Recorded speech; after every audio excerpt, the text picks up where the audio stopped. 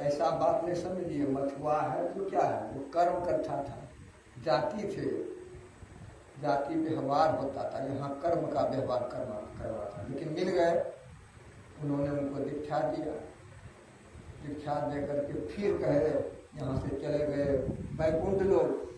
बैकुंठ लोग गए, बड़ा खुशी से वहाँ गए। कहते हैं कि इस बार नारद जी आप बड़ा खुशी से आए हैं, लगता है आप गुरु कर लिए। करते हैं क्या?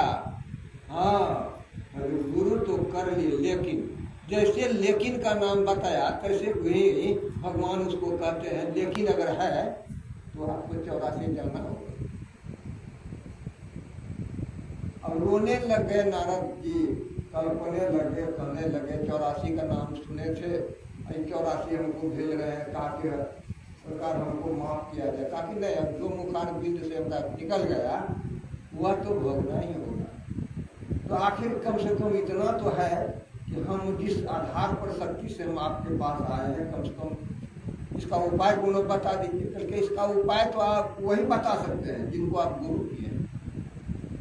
आपने गुरु का अवहेलना किया, लेकिन क्यों बोला? गुरु में लेकिन किंतु परंतु होता ही नहीं है। गुरु गुरु है, तो लेकिन उसमें कल इसी का नतीजा है कि आपको 84 जाना होगा। आपको गुरु पर विश्वास करिए। अगर आपको 84 नहीं जाना ही होगा तो 84 कटेगा कैसे? कहा कि इसका उपाय आपके गुरु ही बता सकते हैं। जाइए। नारद जी चले आए, वही गुरु के पास आते हैं और कहते हैं कि हमको 84 बता दिए विष्णु भगवान, अब क्या करना होगा? कब बहुत कल पे कल से कहे कि गुरु ही आपको बता। गुरु जी क्या कहते हैं कि आप जाइए और वहाँ कहिएगा कि 84 नाम से जो आप बोलते हैं, ये तो 84 आपको बताते हैं कि 84 है, 4 खाने 84 लाख जोड़ी, इनको हम जान ही रहे हैं। तो यह तो आप ही का बनाया हुआ है। हाँ, ऐसा अगर बोलेगा हाँ, तो अब आप कहिएगा कि वह 84 आप ही का है। सो ये काम कीजिए, यही 84 आप हमको यहाँ धरती पर बता दीजिए कि नक्शा बना करके। चले गए फिर नारद जी गुरु के बात पर वहाँ बैकुंठ लोग कहे कि सरकार 84 तो हमको जाना ही होगा, वह भी 84 आप ही का, और यह 84 जो कैसा होता है उसका नक्शा बता दीजिए, क्योंकि हमको 84 तो जाना है, भोग लेना है। जब आपका आदेश है तो भोग ही लेना है। और उसको गुरु एक तो नक्शा बता दिए, जैसे वो 84 का नक्शा धरती पर बना दे, तैसे ही उस पर लोटपोट करने लगना।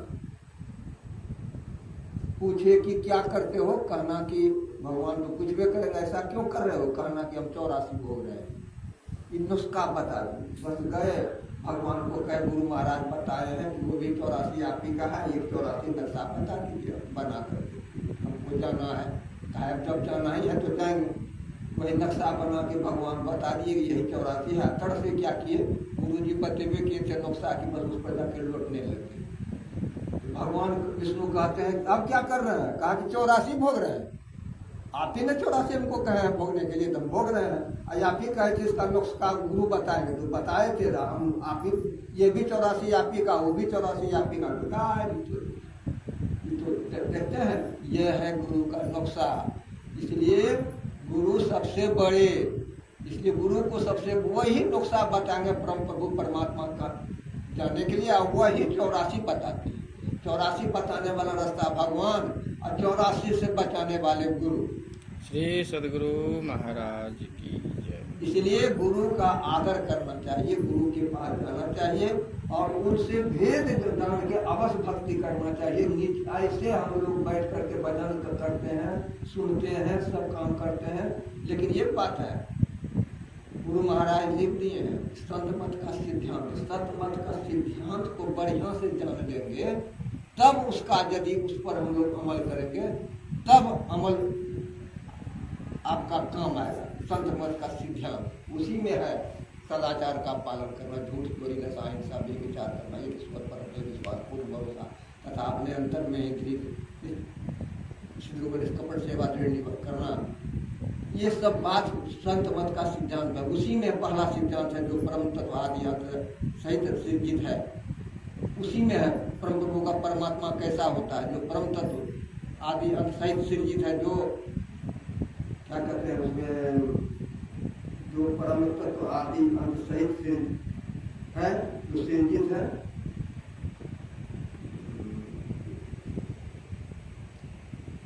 उनका भगवान, उनका कहने का उद्देश्य यही है कि जो भगवान है सो सब में व्याप्त है, इसी भगवान का पूजा करना चाहिए।